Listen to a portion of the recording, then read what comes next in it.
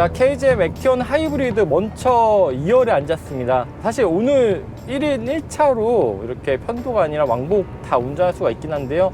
근데 2열 공간도 한번 확인해보고 이런 승차감과 정숙성도 같이 얘기해드리고 싶어서 차 한 대를 나눠서 같이 타겠다고 얘기를 했어요. 자, 이렇게 앉았을 때 지금은 앞에 B필러 정도의 의자를 맞춰놓은 상태인데요. 이 상태에서는 주먹 2개 조금 넘게 공간의 여유가 있고요. 그리고 머리도 이 차가 약간 쿠페라이크한 루프라인을 가졌지만 그래도 닿지 않게 어느 정도 여유가 있습니다. 그리고 슬라이딩은 따로 안 되는데요. 이렇게 조금 리클라이닝이 되기 때문에 선호하는 각도에 맞춰서 이렇게 좀 더 몸을 기대면은 머리 공간이 조금 더 여유가 있고요. 그리고 옆에는 수동이긴 하지만 이렇게 선바이저도 있습니다. 또 통풍 시트는 따로 없지만 열선 시트는 적용이 되어 있고요. 이런 도어 쪽의 소재도 그래도 꽤나 신경을 쓴 흔적이 보입니다. 그리고 암레스트랑 컵홀더는 기본적인 타입이고요. 앞쪽에 송풍구 또 USB 충전 단자 2개 C타입이고요. 약간의 수납 공간 정도가 있어요. 그리고 이 뒤쪽 이런 주머니는 스마트폰을 하나 따로 넣을 수 있는 이중 구조로 되어 있고요. 그리고 조수석 같은 경우는 워크인 스위치가 있어서 이렇게 뒤에서도 앞뒤로 옮길 수가 있고요. 그리고 아까 상품 설명 때는 이런 정숙성이나 승차감을 좀 더 개선했다고 하는데 일단 지금까지는 승차감이나 정숙성은 무난하게 좋은 정도예요. 크게 불편함이 없고요. 그렇다고 아주 고급스럽게 정말 안락하다까지는 아니지만 그래도 어느 정도 2열에 앉은 승객들이 불편 없이 이동할 정도는 된 것 같습니다. 또 오늘 날씨가 좀 많이 더워서 에어컨은 킨 상태이긴 한데요. 이 상태에서 정확하게 파악이 어렵긴 하지만 그래도 노면 소음이라든지 특히 SUV 모델 중에서는 간혹 뒤에서 좀 바람이 몰아쳐 가지고 앞보다 오히려 뒤쪽에서 바람 소리가 들리는 경우도 있는데 옆이라든지 뒤쪽 이런 바람 소리도 적고요. 그리고 머리 위쪽에 파노라마 루프가 이런 폭은 약간 이쪽이 두텁긴 한데 그래도 길이 자체는 상당히 길어서 이런 개방감도 좋은 수준입니다. 그리고 가운데는 약간의 턱이 있는데 그렇게 높은 편은 아니어서 이 가운데 앉기에도 크게 불편함이 없을 것 같고요. 방금같이 이런 노면의 굴곡들, 단차들을 넘을 때도 이런 충격들이 전달되는 게 그렇게 딱딱하게 직접적으로 전달이 되는 게 아니라 끝단에서는 어느 정도 뭉툭하게 흡수를 잘해주고 있습니다. 그리고 생각보다는 이런 몸의 움직임도 적은 편이라서 액티온 하이브리드 같은 경우에는 공간성이나 이런 승차감 또 정숙성적인 점을 종합해서 판단해보면은 패밀리 SUV로 쓰기에 부족함 없이 좋은 선택지 중에 하나가 아닐까라는 생각이 듭니다. 사실 이 정도 사이즈 E급을 또 많이 찾으시잖아요. 그래서 르노코리아의 그랑콜레오스 하이브리드, 또한 기아의 소렌토 하이브리드도 판매량이 상당한데요. 사실 이 액티온이 가솔린 모델로 처음 나오고 그 다음에 바이퓨얼 나오고 또 토레스 하이브리드 나오고 이제 액티온 하이브리드가 나왔잖아요.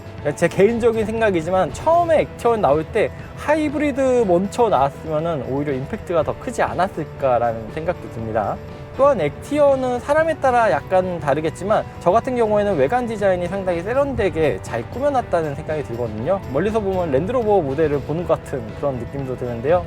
그렇다고 그거를 완전히 카피했다가 아니라 그 차량의 매력적인 포인트와 요소들을 잘 차용했다는 느낌이에요. 또한 이 차량은 외장은 총 6가지 그리고 4가지의 투톤 컬러로 운영이 되고 있고요. 실내 컬러도 3가지라서 선택의 폭이 넓은 편입니다. 그런데 가솔린 모델에 있던 약간 황금빛 그 컬러는 이 하이브리드 모델에는 적용이 되어 있지 않다고 합니다. 차량의 전체 길이는 4740 그리고 전폭은 1910mm고요. 전고는 1680 그리고 휠베이스는 2680mm입니다. 사실 휠베이스가 2.7m가 안 되는 크기인데 체감적으로는 이런 공간성은 좋게 느껴지는 편이에요. 왜 이렇게 넓어 보이지? 그리고 기본 적재 공간은 652리터고요. 2열을 폴딩하면 1424리터까지 확장이 됩니다. 자, 그리고 액티온 하이브리드는 단일 트림으로 나왔는데요. 기본 사양으로는 245, 455 20인치 넥센 타이어 그리고 1열에 이중접합 차원 글래스, 천연가죽 퀼팅 시트 패키지, 인텔리전트 어댑티브 크루즈 컨트롤과 스마트 파워 테일게이트가 적용이 되고요. 이 트렁크 같은 경우에는 킥모션 센스도 포함입니다. 그리고 12.3인치 KGM 링크 내비게이션 패키지까지 기본입니다. 또한 무선 소프트웨어 업데이트도 되고요. 이 밖에 지능형 속도 제한 보조, 긴급 제동 보조, 차선 유지 보조 등의 기능 등은 기본적으로 적용이 되어 있어요. 여기에 추가로 파노라마 선루프, 그리고 3D 어라운드 뷰 모니터링 시스템, 딥 컨트롤 패키지 2, 그리고 20인치 미쉐린 흡음형 타이어, 알파인 오디오 시스템 등을 추가하는 개념인데요. 자, 지금 시승 차량도 미쉐린 흡음형 타이어가 장착이 되어 있는데 그래서 그런지 이렇게 도로 위를 굴러가는 타이어 소음도 상대적으로 작게 느껴지는 것 같습니다. 또한 이 미쉐린 타이어를 꼈을 때 연비도 조금 더 좋은 수준인데요. 그럼 액티언 하이브리드의 주행 성능은 또 어떤지 앞자리로 자리를 옮겨서 확인해 보도록 하겠습니다. 자, 이제 액티언 하이브리드 1열로 자리를 옮겼습니다. 이 액티언 하이브리드 같은 경우에는 KGM의 두 번째 하이브리드 모델인데요. 토레스 하이브리드 때와 마찬가지로 이 차도 전기차와 가까운 주행 퍼포먼스를 낸다고 강조하고 있는데요. 충전하지 않는 전기차를 컨셉트로 했다고 합니다. 마찬가지로 액티언 하이브리드도 듀얼테크 하이브리드 시스템을 탑재하고 있는데요. 듀얼 모터와 하이브리드 전용의 듀얼 모터 변속기, 이 DHT가 결합이 되어 있습니다. 특히 도심에서 EV 모드로 주행하는 빈도가 높다고 설명하고 있어요. 액티언 하이브리드 같은 경우에는 직병렬 하이브리드 시스템으로 전기모터 구동과 배터리 충전을 함께 수행하게 됩니다. 특히 하이브리드 모델 중에서 가장 큰 용량인 1.83kWh 용량의 배터리를 탑재하고 있는데요. 이를 통해 주행 중에 전기 공급이 조금 더 안정적으로 이루어질 수가 있겠죠.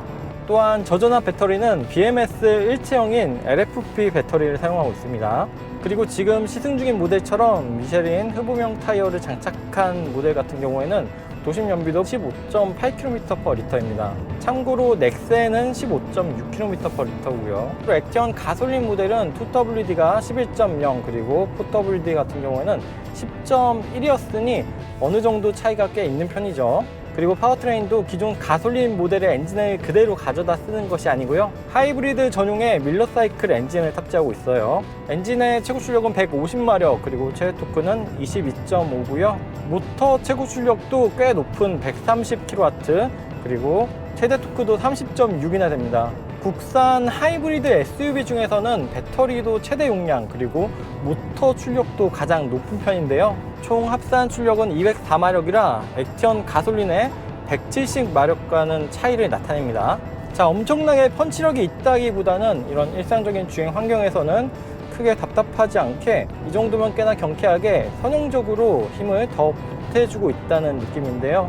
아무래도 모터 파워가 꽤 큰 만큼 저속이나 출발 시에 이런 가속 성능은 꽤 체감적으로 느껴지는 반면에 어느 정도 달리는 환경, 이렇게 중속이나 고속에서 조금 더 가속을 붙여 나갈 때는 상대적으로 가속 성능은 좀 부드럽게 느껴지는 편입니다.